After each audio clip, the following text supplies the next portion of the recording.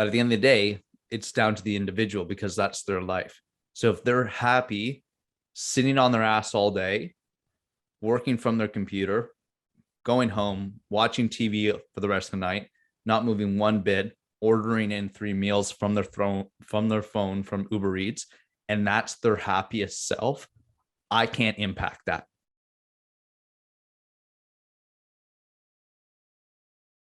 Welcome back to another episode of the Peak Performance Life podcast. Today, I'm excited because we have Marcus Mackay. Marcus has a 10-year track record as an award-winning coach, master trainer, fitness leader in the world of health and fitness, leading Equinox Toronto, their personal training division. He's trained lots of people, but more importantly than the fitness and the training, that aspect of it, which I'm sure he'll touch on as well. More importantly, what I love is that Marcus really focuses on the mindset of the, many of us know what to do, but why aren't we doing it? Why aren't we getting the results that we want in our lives? So great to have you, Marcus. Excited for this conversation.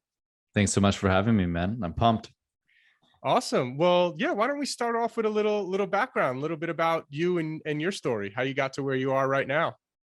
Sure. So if things seem picture perfect in my life right now, they're not. Okay. We all have our struggles. But 10 years ago, I was, an ex-athlete. I went to university, stopped playing sports, and had that obsessive behavior. Unfortunately, I found alcohol and drugs, which led to overuse, addiction. And at one point, my panic disorder and depression was so bad, I couldn't get out of bed as a 22-year-old, fit guy. And I was like, I can't live like this. I literally didn't think I could make it to 30. And so it was through health, fitness, sunlight, breathing, good people, all the things we coach at and perform now, where I was able to come out of survival mode and what I call now is thrive mode. And that's what we really help our clients do is, a lot of the world is overstressed, overfed, but they're underexercised, undernourished. So our practice in the way I kind of live my life is around having the right attitude, having the right mindset, having the right programmed behaviors so that you can wake up each day and kick ass, really. Awesome. Yeah. So yeah, you were telling me, we talked for a few minutes before here, and I'm really interested in sort of this mental aspect of things, right? We've all heard kind of the basics, limit your sugar, fried foods, alcohol, all that kind of stuff, right? But, you've worked with a lot of clients, and I'm sure you've seen many that have gotten amazing results, as well as others who have struggled to get the results they wanted. So I'm curious if you could kind of tell us a little bit about the mental aspect and what you teach and what you've seen in the successful versus the clients that struggled and things of that nature. Yeah, I would love to be able to isolate it to one thing, and hopefully everyone can get one takeaway from this. But instead of chasing the what, so you talked about eliminating sugar, that's a what. Adding exercise to your routine, that's a what. We want to coach you to chase the who. So who do you want to be? Because when we have identity habits, so let's say, here's an example. A frame of mind I love, or an identity I love stepping into each day, is an athlete. And what does an athlete do each day? Does an athlete put this in their body? Does an athlete exercise? Does the athlete respect their sleep? So you can frame it. Maybe you're a father, maybe you're, a leader in your business, whatever it is, and just frame it as the person you want to be. So if I want to be a leader, what do I do each day? I lead by example. I take care of my health. So then this identity that you practice each day becomes concrete. Once we get clear on who we want to be, that's when real life transformation happens, because people come to me and they want to lose weight.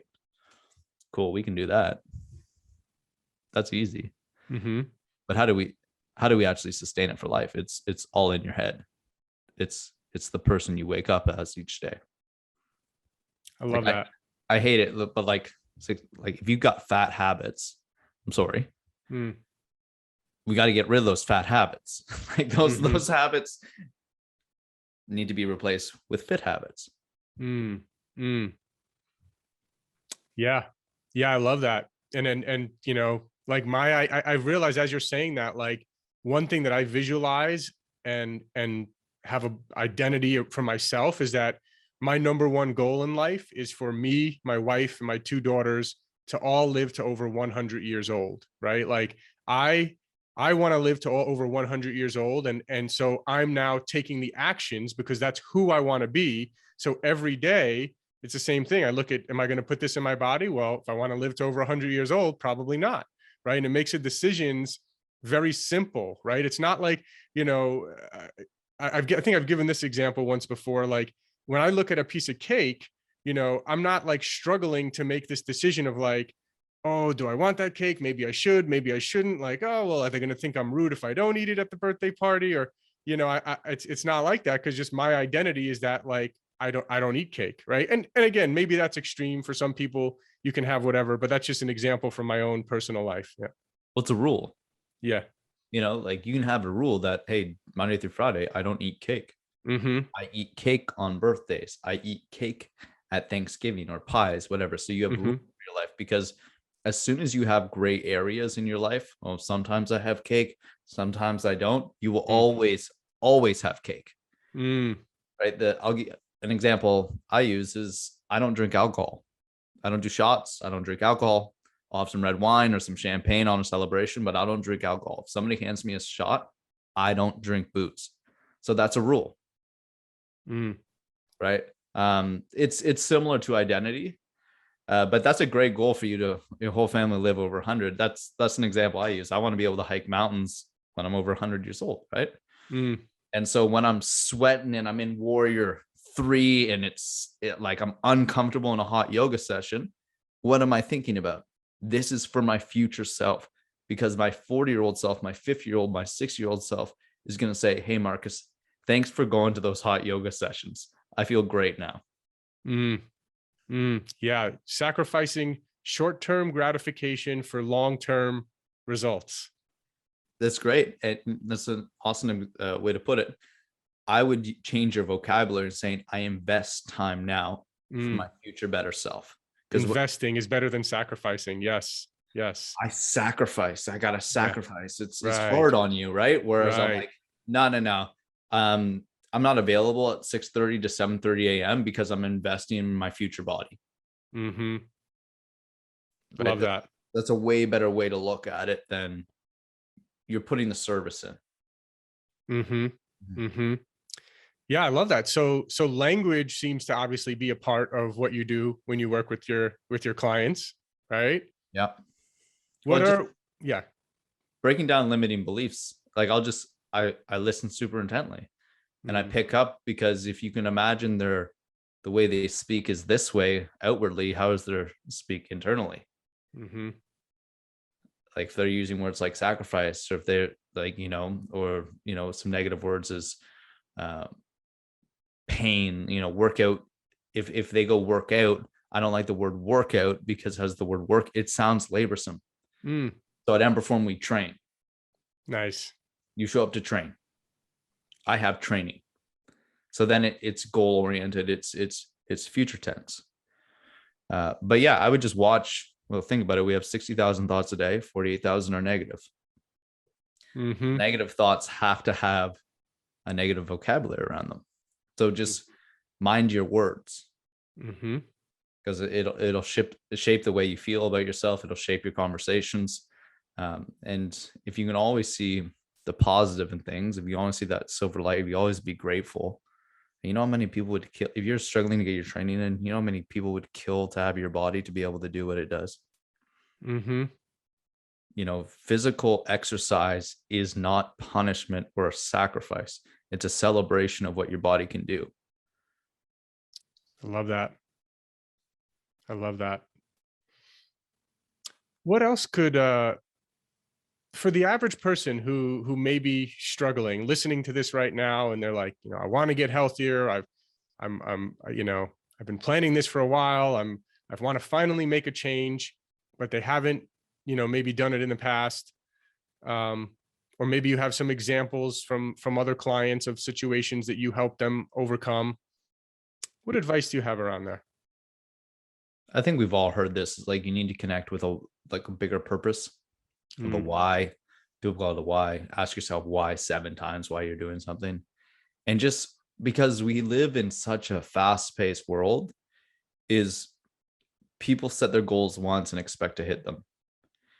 Like, I'm sure so many people are listening to this and be like, oh, I set my goals January 1st, 2022. Is that the last time you revisited them? Like, I'm looking at my whiteboard right now and I have my vision and purpose, which is like big level, high level. And then I have my quarter Q2 goals, right? Every 90 days, you have one major goal. And if you're not seeing it daily, like, you forget. Life gets busy. You got to pick the kids up. You got emails. You got work. You just forget about your goals. So if you can't keep them top of mind, one of the things we do with our M-Perform clients is we call it a project. You know that scene in 300 where he asks, like, what is your profession, Spartans? I should be able to, if you're working on something, especially your physical health, your health is your most important asset you have in your life. Time and health. Yep. Okay. Time doesn't come back, and health might not either if you don't take action. When I ask a client what they're working on, they should be able to answer immediately, because it's so top of mind. It's so familiar to them. So for those who are struggling with goals, perhaps they're not going deep enough as to, oh, it'd be nice to lose 10 pounds. Sure, it'd be nice. But do you want it, or are you committed to it? Because the difference between being committed and being, kind of on, like, I like to think like big toe in the water versus diving headfirst. You got to burn the boats. You got to burn the boats to take the island. You really got to go all in on this mission and understand that there's going to be battles that you lose. There's going to be battles that cause setbacks, but it's the war. Like, big picture. Why do you want to get healthy? Oh, because I don't want to be on medications when I'm older. I want to play with my grandkids. I want my joints to feel good. I want to look good with my shirt off because I'm self-conscious. Why are you doing this? Because if you don't have a why, you're just going to drop. This is great. Not very many people are talking about this. This is good stuff. Well, I appreciate it. Like, and then of course we all need accountability. Who's calling you out on your shit when you miss? That's why my profession exists. Is, we want to hold our clients to their highest standard. What is their 100% success? Is it training 3 days a week? That's great. Is it just hitting a protein goal? Awesome. Is it just making sure that they wind down properly so they can be more resilient the next day because they sleep properly? Perfect. Right? What's your 100% success? Because this 80-20 rule, most people's 20% are sabotaging the other 80%. Right? Then 20% off. Oh, I blew off this weekend, and I'm back to my weight last Monday. Right? They're just on this roller coaster of progress, which is super discouraging.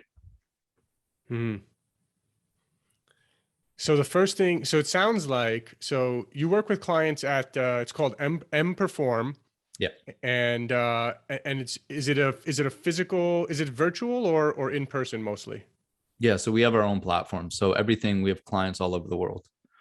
So I'm based out of Vancouver, Canada, but we have coaches in Toronto, Vancouver.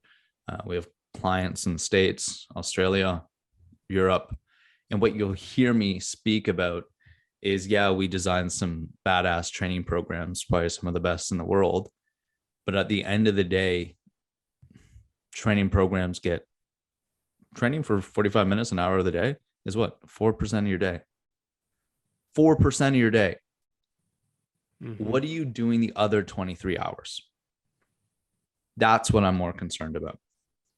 Because if you want to change your body, exercise is the signal.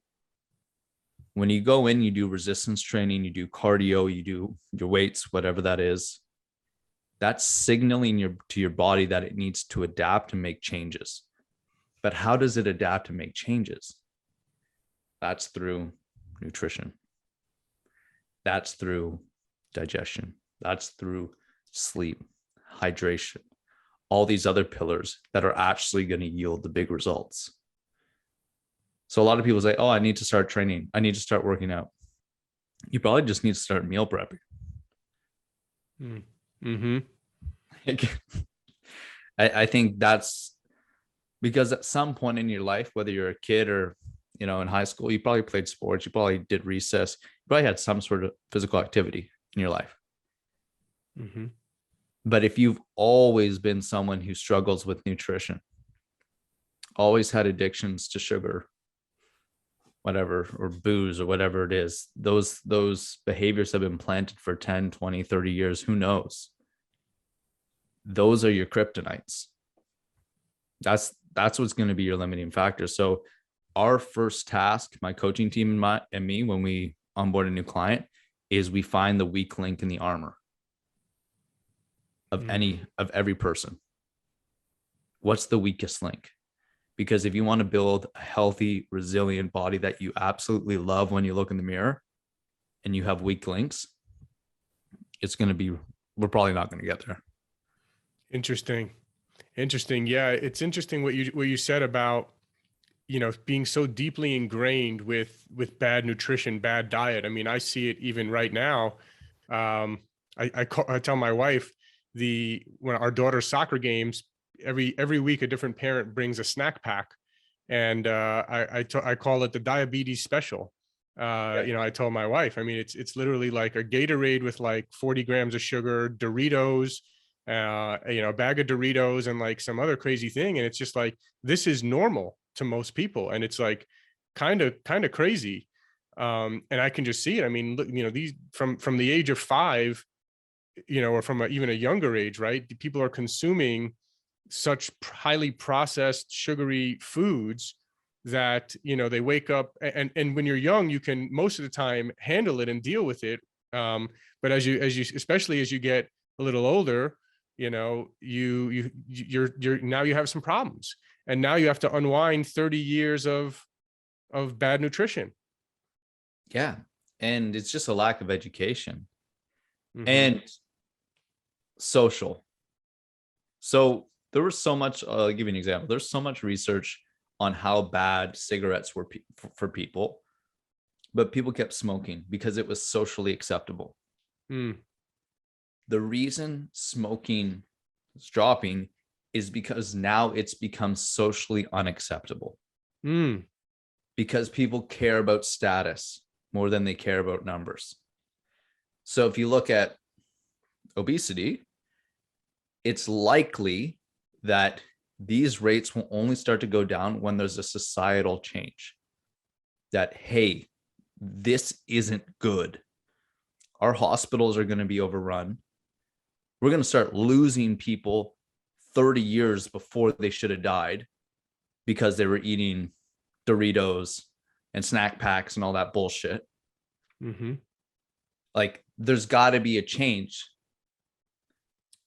But at the end of the day, it's down to the individual because that's their life. So if they're happy sitting on their ass all day, working from their computer, going home, watching TV for the rest of the night, not moving one bit, ordering in 3 meals from their phone, from Uber Eats, and that's their happiest self, I can't impact that. I can't say that's a wrong way to live. And I can't say how I live is the right way to live. But if you're telling me that person feels good on the inside out,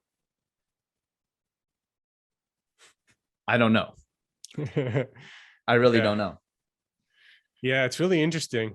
So it's interesting you say that too. And so, like, as I get healthier and healthier every year and am more, I guess, particular about what I put in my body, I've noticed that it's actually the opposite, right? It's you actually, there's almost sometimes with the general public a bit of health shaming, right? Like there's people who have literally like, what, you don't need a bun when on your, you don't eat French fries, you don't eat, you don't do this, you don't drink, you don't, so it's like almost like they can't believe that I don't do these things, and I'm such an oddball because I don't, right? And so I can't wait till we get to that shift. And, you and I and, the many others like us will hopefully create this shift sooner rather than later for people to look at things the opposite. Like, ew, really? Like you're eating Doritos right now? Like, like, and not that we should be shaming people one way or another. That's not the point. But, yeah, that's I like it's really true what you said there. It's like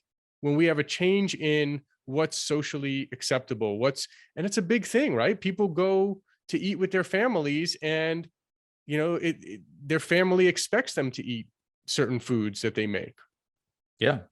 Like I have clients be like, I don't know what to do. I'm going over to my sister's house. She always cooks this massive meal. Like it's all this, and this. I'm like, all right, this is your game plan. Mm. All right, we're gonna pre-eat. Okay, so you're not starving. Mm-hmm. Right, you're gonna plate onto a smaller plate. Anyways, those are just tools. Right. But back to the discussion of when things are gonna change. Who knows? Because I live in North Vancouver, and I'm surprised with how fit people are because there's mountains everywhere. It doesn't, there's solid warmth. Everybody can walk everywhere. It's super accessible. I haven't seen any obese people really here at all. And then you go to Ontario, where it's a very driver centric society or place. Everybody has their own cars. There's more cars than people. There's massive obesity in rural Canada. And we know that the best way to change your habits is to join a habitat, a group of people that have the habits you want to take on.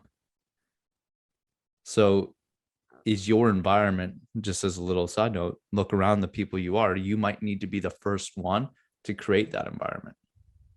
Right. Right. If you want to make a change in your family because, my father struggled with high blood pressure, cancers in my mother, whatever, and you just think you're destined for these things, you can change.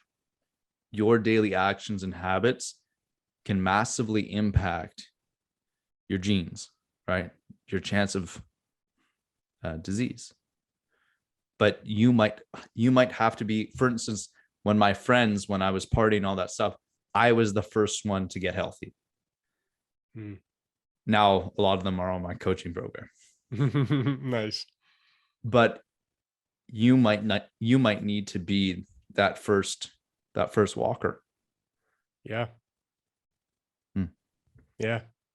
Hopefully this podcast helps some people to achieve that.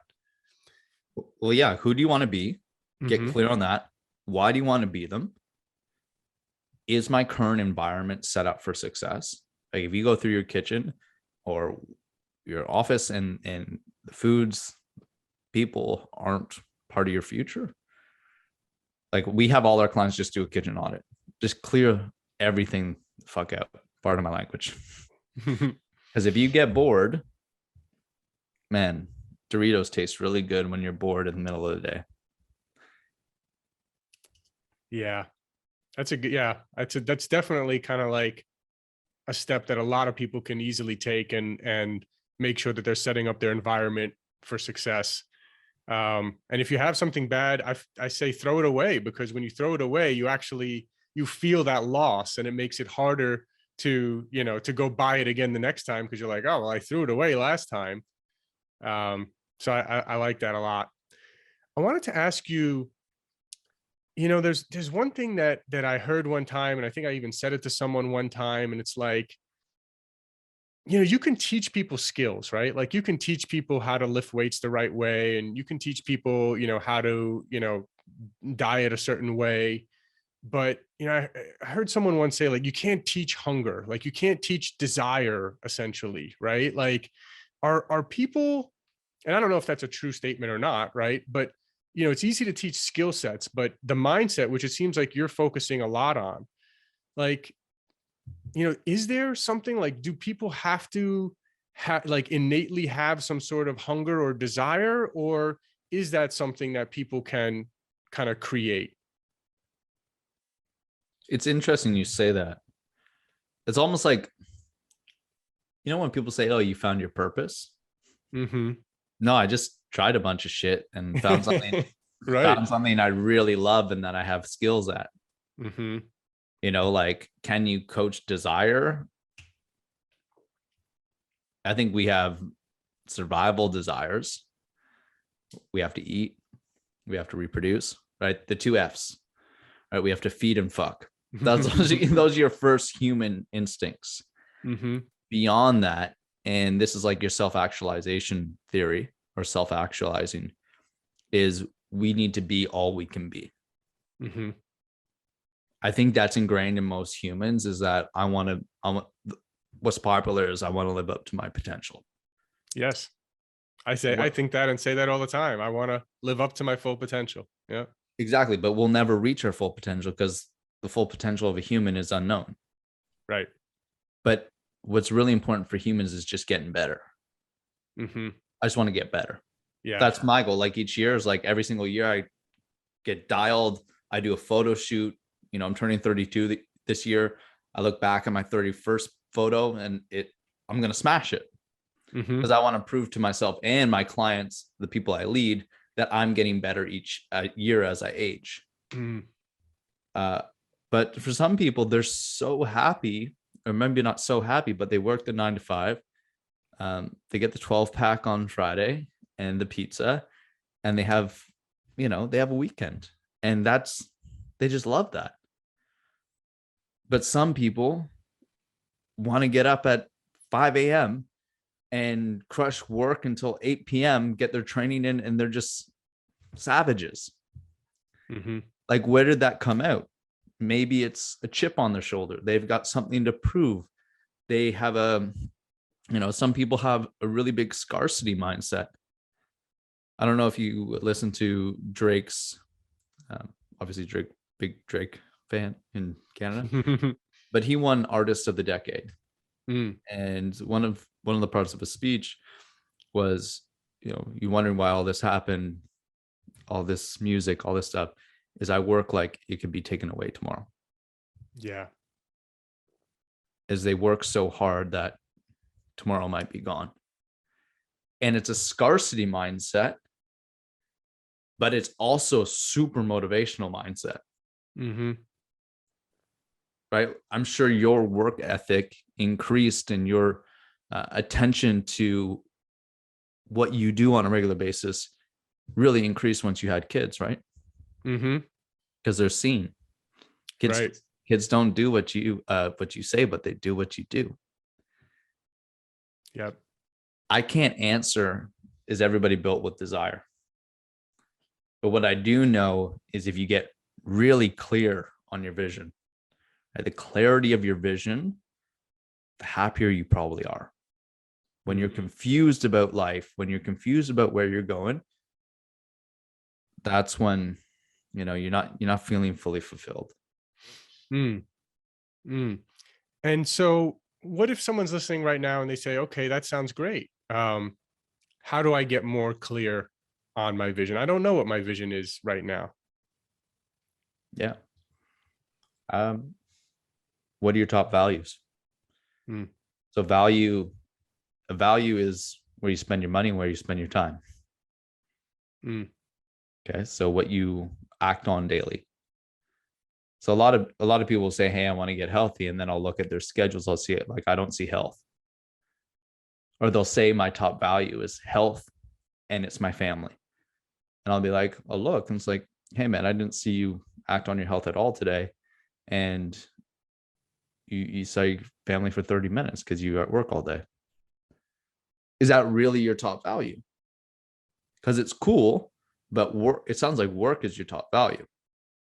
Yeah. So if you can't get clear on your values and health doesn't become a high value for you, it will always slip. Mm. You know when health becomes the highest value? When you get bad news from the doctor. Right. Because then it's almost getting taken away. Right. You know when getting in shape becomes a high value? When you become single. Mm-hmm. Because you want to attract the opposite sex or a partner, Mm-hmm. a mate. Mm-hmm. Okay. So when you say, oh, I can't get clear on where I want to go or what I want to do, this is Dr. DeMartini. He says, what are activities you do and time passes without realizing it? And what are activities you do with spontaneity? Those are likely your passions and the things you want to work on. Nice. Yeah. Yeah. Yeah. I really like that about the values, especially what you just said. And I see this a lot in different business mastermind groups that I'm in. Some very, very extremely wealthy people, and they're getting older and they're like, yeah, I got to work on my health. I got to work on my health. But it's clear that it's not their number one value. Like for me, it's very clear that health is number one. I had, a health scare myself, and obviously maybe that's what kind of led me on this journey originally. But right now I'm super clear that like health is like, I even wrote this down recently, and I was presenting on this, and I said, for me, my wife and my two daughters, if we can live to over 100 years old, everything else is secondary. Like live happy, healthy lives to over 100. Like the amount of money I make, the amount of like everything else is like secondary. That's my number one value, my number one goal. And I think if people got clear on that and then had someone, a coach, to call them out when they weren't, doing that, because people say, yeah, I want to get healthier. I want to, and for me, it's almost mind boggling sometimes, because it's like, without your health, you have nothing, right? Like you can make all the money in the world, and if you pass away at 65 when you could have lived to 95 or 105, what's the point? But when if it, and again, I'm not saying it has to be number one for everyone. It is for me. But if health is a top value for you, then why are you not making? And I said this to one of the business groups. It's a lot of people in this group, and some of them are not very healthy at all. And it's like, well, if you're saying, we're here talking about like, yeah, we want to focus more on our health. If health is your priority, then going to the gym is more important than working. Facts. Right? Yeah. Yeah. Go to the gym in the middle of the day, because it should be part of it's more important. If you didn't go in the morning, go in the middle of the day. Yeah. And work might be your top value. It's kind of ingrained in us as a high performance society. Listen, man, if you're high performing in your business, but your body's not high performing, or you're not performing as a friend, a partner, like you're not a high performer. Just put that out there. Right. Hey, like you are what you repeatedly do, in essence. So if you always do work, you probably make a lot of money. If you're always at the gym, you're probably pretty freaking fit. Right. And it comes back to, man, this is your life. Like, do you want to live with regret, or do you want to be proud of the action you took now? Because I'll take action over regret any day of the week. Exactly. I think it's one of the things that drives me the most is thinking of myself as an old man and looking back at my life. I want to, and you may have little regrets here and there, but I hope that I don't. I like to say that I did my best. I did my best every day, and I don't want to have regrets when I'm older. And I think that's one of the things that drives a lot of my decision making today. Yeah. Your obituary, I know it's abstract, but what are people saying about you?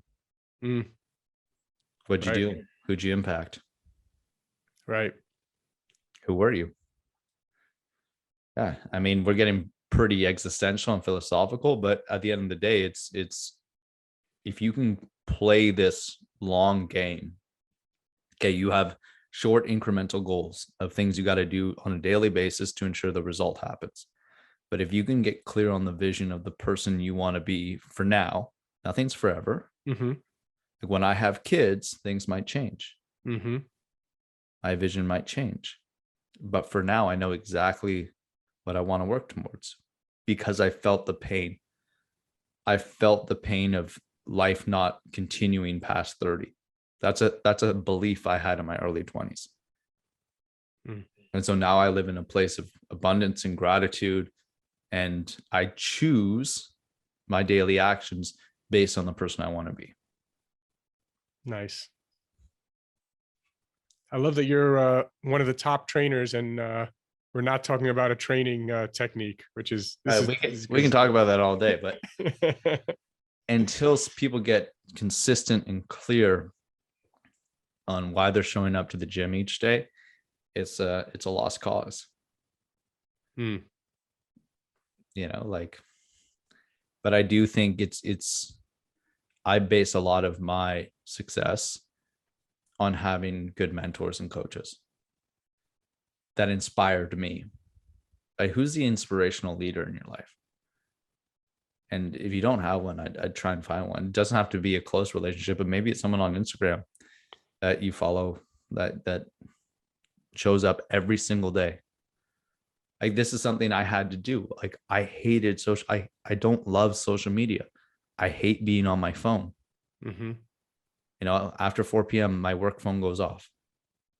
And not many people have access. One of the best things I ever did was separate personal technology with work technology. Yeah, that's great. Yeah. So no one can really catch me after 4 p.m. But I start early. But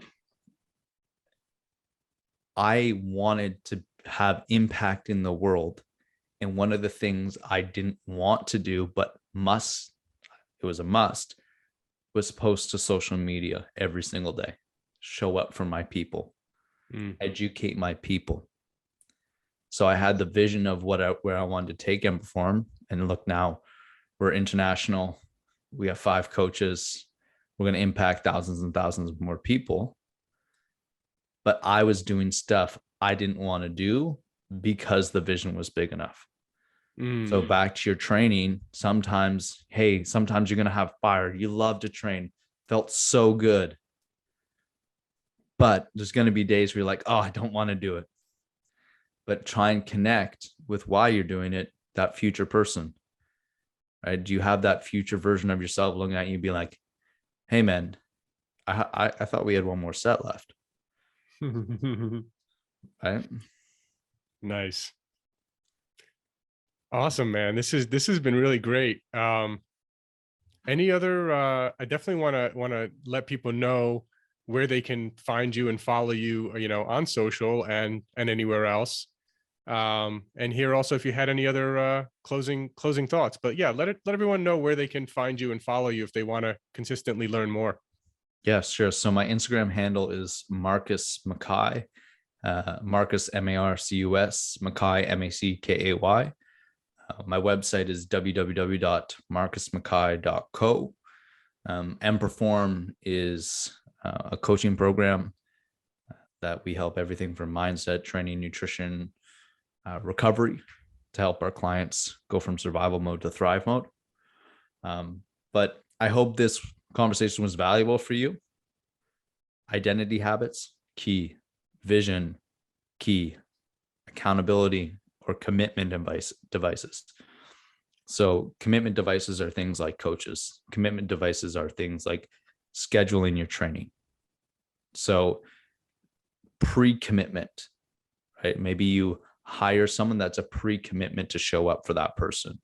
A pre-commitment might be scheduling a yoga class and paying for it beforehand. That's a pre-commitment. Because if you just try and fit in your workouts around your busy life, it won't happen. You have to schedule what makes you tick. Is it date night? Is it time with your kids? Is it hobbies? Schedule you first, then schedule health. Those are your workouts, your nutrition, all that kind of stuff, your sleep, then schedule work. Everybody does it backwards. They go work, family, then their personal life. We only got one shot at this. Right. That's it. Like, love that. Lead masterpiece days, and masterpiece days are unique to you. This is awesome, man. And you know, for everyone listening, I have 2 coaches as well, whatever you want to call them, life coaches. And I work with trainers at the gym, you know, different trainers, different things that I want to work out, mobility, boxing, different things. And I've done weight weight and kettlebell trainers in the past. So, coaches are very, very valuable.